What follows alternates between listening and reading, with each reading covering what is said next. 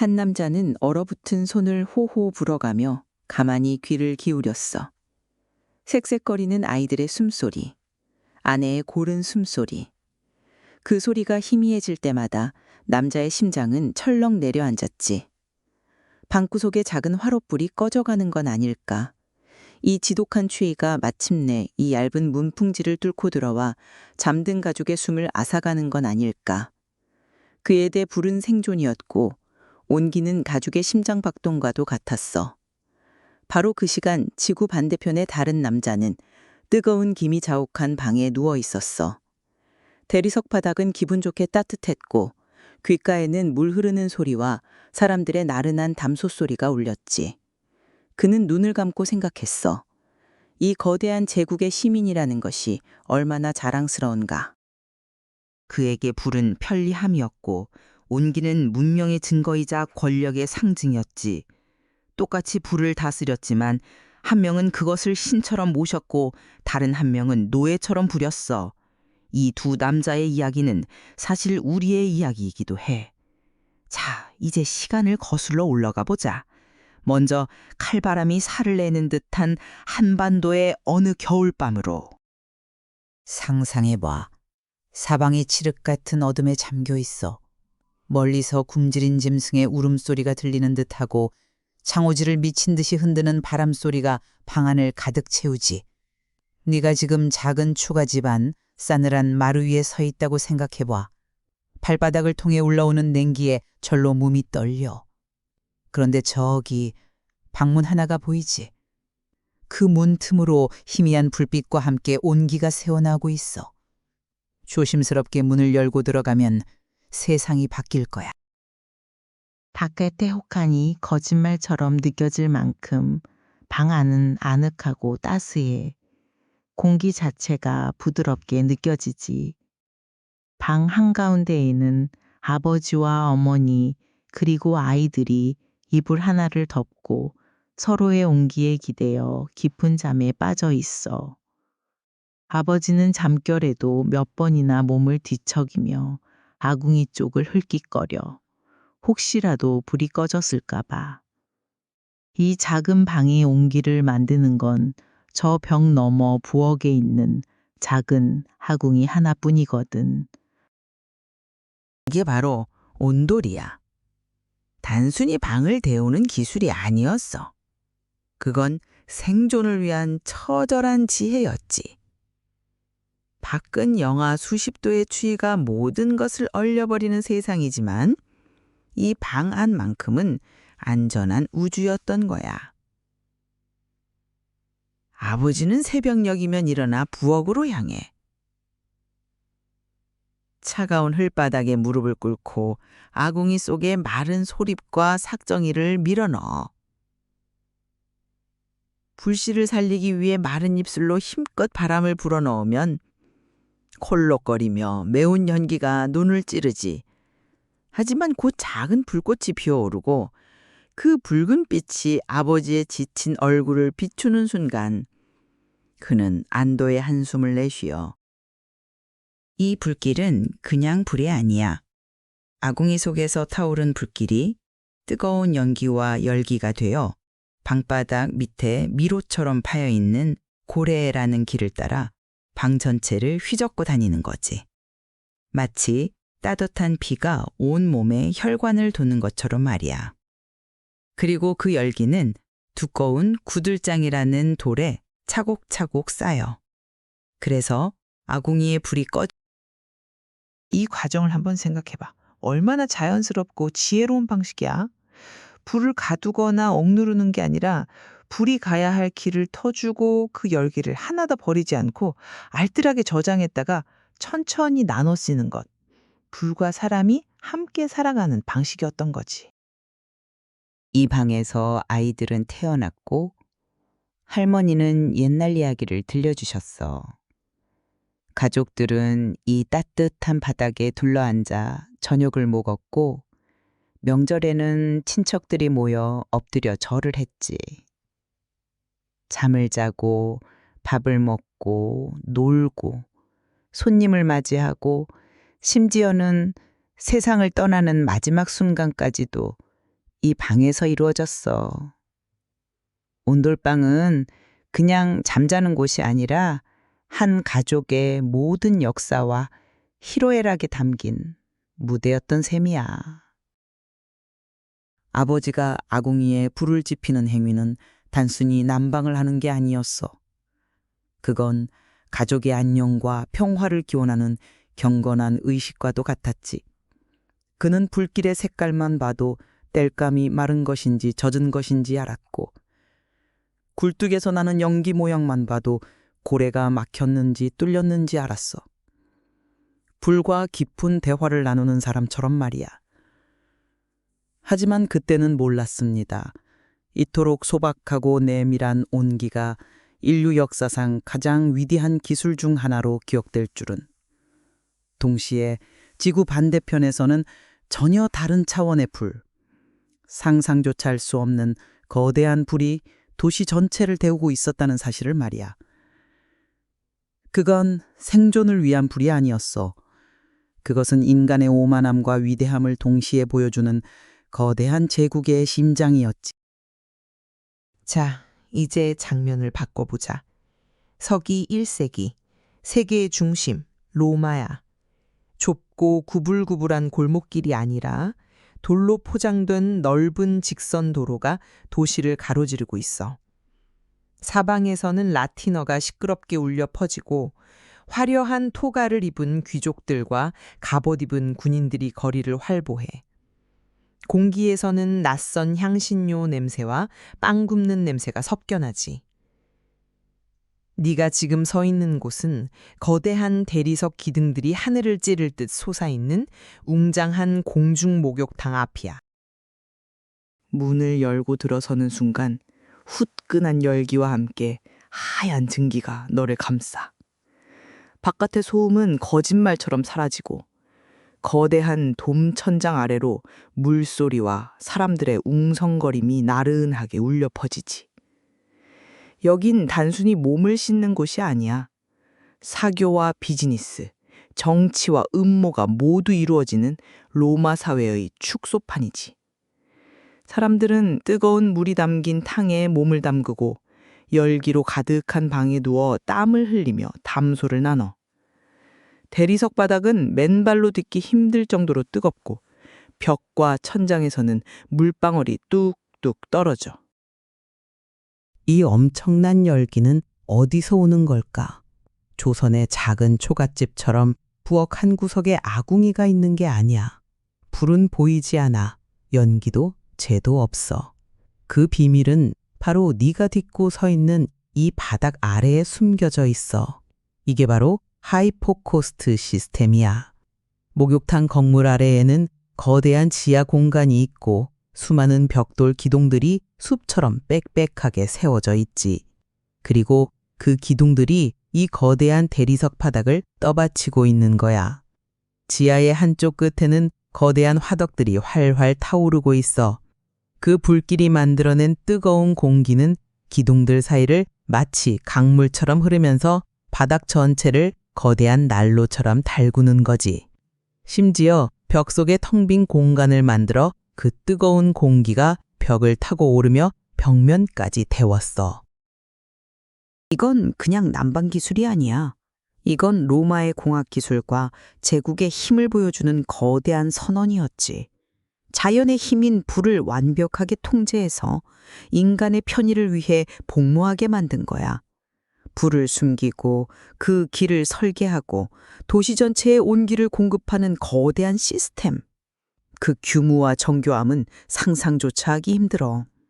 하지만 솔직히 저는 이 장면이 좀 불편해요. 이 화려하고 웅장한 목욕탕 바닥 아래 그 지하 공간을 한번 상상해 볼까요? 한 치 앞도 보이지 않는 어둠 속에서 수십 개의 화덕이 내뿜는 열기와 유독한 연기를 마시며 쉴 새 없이 나무를 던져넣는 노예들의 모습을. 위에서는 세상의 주인인 양 귀족들이 여유롭게 목욕을 즐기고 있지만 그들의 발밑에서는 누군가 목숨을 걸고 불과 사투를 벌이고 있었던 겁니다. 똑같은 온기인데 누구는 그 온기를 누리고 누구는 그 온기를 만들기 위해 희생해야 한다는 것. 2000년 전의 이야기인데도 지금의 우리 사회와 너무나 닮아 있어서 가끔 소름이 돋곤 해요. 그 노예에게 불은 경외의 대상이 아니었을 거야. 그저 끔찍한 노동이자 벗어나고 싶은 지옥이었겠지. 조금이라도 한눈을 팔면 거대한 불길이 모든 것을 삼켜버릴 수도 있다는 공포 속에서 그는 무슨 생각을 했을까? 어쩌면 그는 저 위에서 자신들이 만든 온기를 아무렇지 않게 누리는 사람들을 저주했을지도 몰라. 이것이 바로 로마의 불이었어. 철저히 계급적이고 과시적이며 폭력적인 불. 이제 다시 두 개의 공간을 나란히 놓고 보자. 한쪽은 가족들이 서로의 체온에 기대어 잠든 작고 아늑한 온돌방. 다른 한쪽은 수많은 익명의 사람들이 모여 즐기는 거대하고 웅장한 로마의 목욕당. 온돌의 불은 안으로 향해 가족이라는 가장 작은 공동체의 중심을 파고들어 그들의 내밀한 삶을 보듬어 주지. 불을 피우는 일은 가장의 신성한 책임이었고 그 온기는 모두가 평등하게 나누었어. 땔감은 주변 산에서 구한 나무나 농사짓고 남은 볏짚이었지. 자연에서 얻은 것을 다시 자연으로 돌려보내는 순환의 일부였던 거야. 반면에 하이포코스트의 불은 밖으로 향해 제국의 위용을 과시하고 수많은 시민들에게 공공의 편의를 제공하기 위해 존재했지. 그 불을 다루는 것은 이름 없는 노예들의 몫이었고 그 온기는 돈을 내고 즐기는 상품이었어. 그 거대한 시스템을 유지하기 위해서는 엄청난 양의 나무가 필요했고 로마는 제국 전역의 숲을 베어와야만 했지. 그것은 순환이 아니라 거대한 소비였어. 온돌이 우리 집이라는 구심점이라면 하이포코스트는 우리 제국이라는 원심력과도 같았지.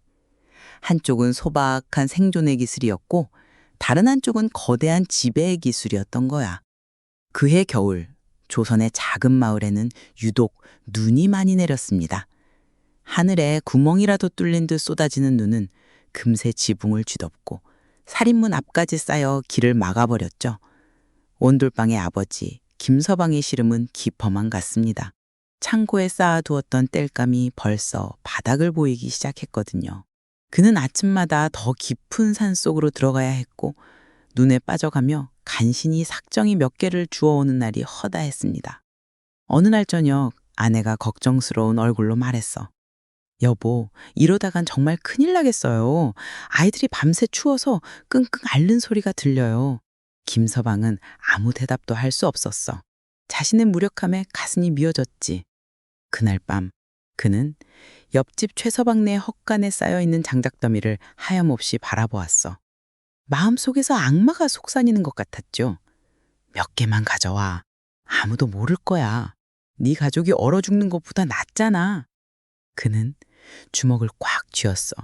이웃의 것을 탐하는 비참한 자신과 아버지로서 가족을 지켜야 한다는 절박함 사이에서 그는 밤새 잠을 이룰 수 없었어. 그에게 불은, 온기는 이제 도덕과 생존의 경계에 서 있는 위태로운 시험대였던 겁니다. 이것이 온돌이 마주한 갈등이었어. 개인의 양심과 공동체의 규율 속에서 혹독한 자연에 맞서는 한 인간의 처절한 내적 싸움. 한편 로마의 공중목욕탕에서는 다른 종류의 전쟁이 벌어지고 있었지. 화려한 모자이크 타일이 깔린 휴게실에서 귀족 마르쿠스는 라이벌인 율리우스와 마주쳤어. 율리우스는 주변 사람들이 다 들으라는 듯 큰 소리로 비웃었지. 이복의 마르쿠스, 자네가 추진하던 아프리카 교역건이 원로원에서 막혔다는 소문이 파다하던데. 그러기에 내 말을 들었어야지.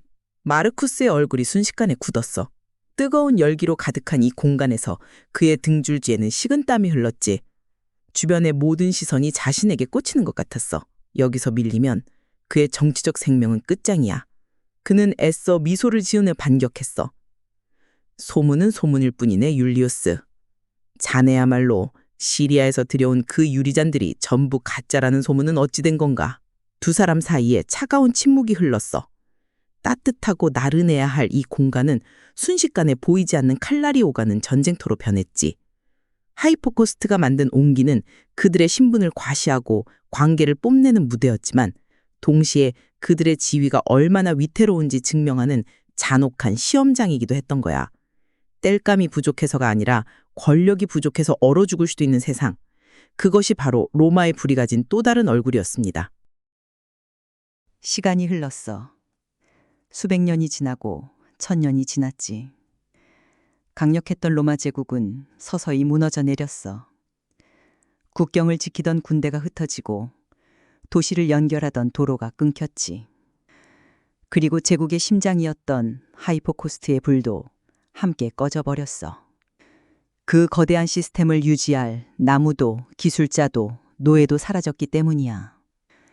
로마의 공중목욕탕은 폐허가 되었고 바닥 아래 숨겨져 있던 복잡한 구조는 사람들의 기억 속에서 잊혔지. 하이포코스트는 제국과 운명을 함께한 거대했지만 스스로는 살아남을 수 없는 기술이었던 거야. 하지만 한반도의 작은 온돌방은 어땠을까? 왕조가 바뀌고 전쟁이 휩쓸고 지나가도 온돌의 불은 꺼지지 않았어. 아버지가 아들에게, 그 아들이 또 그의 아들에게 아궁이에 불 때는 법을 가르쳐 주었지. 나라가 가난해져도 사람들은 주변에서 땔감을 구해 어떻게든 방을 데웠어. 온돌은 거대한 시스템이나 막대한 자원에 의존하는 기술이 아니었거든. 그저 한 가족의 소박한 지혜와 노력만 있으면 명맥을 이어갈 수 있는 질기고 강인한 생명력 그 자체였던 거야. 그리고 지금 우리는 21세기를 살고 있어. 우리는 아파트라는 편리한 공간을 살지. 보일러 스위치 하나만 돌리면 몇 분 안에 방바닥 전체가 따뜻해져. 우리는 더 이상 매운 연기를 마시며 아궁이에 불을 지필 필요도 없고 땔감을 구하러 산을 헤맬 필요도 없어. 참 편리한 세상이지. 그런데 이 현대적인 바닥난방 시스템을 가만히 들여다보면 정말 흥미로운 사실을 발견하게 돼. 방바닥 아래에 배관을 깔아서 그 안으로 뜨거운 물을 순환시켜 방을 데우는 방식. 어딘가 익숙하지 않아? 이건 바로 온돌의 철학과 하이포코스트의 기술이 만난 결과물이야. 방바닥을 데워 공간 전체의 공기를 쾌적하게 만든다는 개념은 온돌에서 왔고, 보이지 않는 공간에 길을 만들어 뜨거운 매체, 물을 순환시킨다는 공학적 원리는 하이포코스트에서 왔지. 수천 년의 시간을 사이에 둔 두 개의 위대한 기술이 지금 우리가 발 딛고 사는 이 공간 아래서 하나로 합쳐진 거야. 저는 개인적으로 온돌의 철학을 깊이 존경합니다. 불을 정복하거나 숨겨야 할 대상이 아니라 소중히 다루고 함께 살아가야 할 존재로 여겼다는 점이요. 아궁이 앞에서는 왕도, 평민도 똑같이 허리를 숙여야 했고 그 운기는 가족 모두에게 평등하게 돌아갔습니다. 효율성만이 최고의 가치가 되어버린 지금 시대에 우리는 너무 많은 것을 보일러실이라는 보이지 않는 공간에 숨겨버리고 스위치 하나로 얻어지는 이 따스함을 너무나 당연하게 여기고 있는 건 아닐까 하는 생각이 들어요. 그 옛날 아버지가 얼어붙은 손으로 불씨를 살리며 느꼈을 그 간절함, 가족의 숨소리를 확인하며 안도했을 그 따뜻함. 어쩌면 우리가 잃어버린 것은 그런 마음이 아닐까? 오늘 밤 따뜻한 방바닥에 등을 대고 누워 한번 생각해봐. 수천 년 전 이 땅의 누군가는 생존을 위해, 또 다른 땅의 누군가는 과실을 위해 이 온기를 만들었어. 그리고 지금 우리는 그 모든 역사의 결과물 위에 서 있지. 당신에게 집의 온기란 어떤 의미인가요? 단순히 추위를 피하게 해주는 물리적인 온도인가요? 아니면 그 이상의 무언가인가요? 정답은 없어. 하지만 한 번쯤 우리가 발딛고 있는 이 따뜻한 바닥 아래 잠들어 있는 길고 긴 이야기에 귀를 기울여 보는 건 어떨까? 아마 우리가 잊고 있던 아주 중요한 무언가를 떠올리게 될지도 몰라.